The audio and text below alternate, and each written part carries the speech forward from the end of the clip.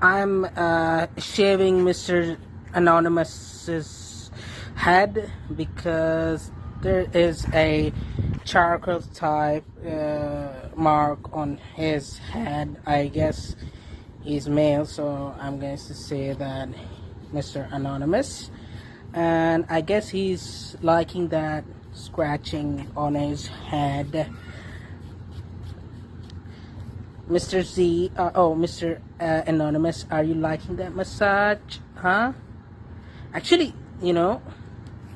these days, bastards never backs down from their acts. They're going to do what they're used to do, right? But it's our job to hold these bastards accountable, right? Right?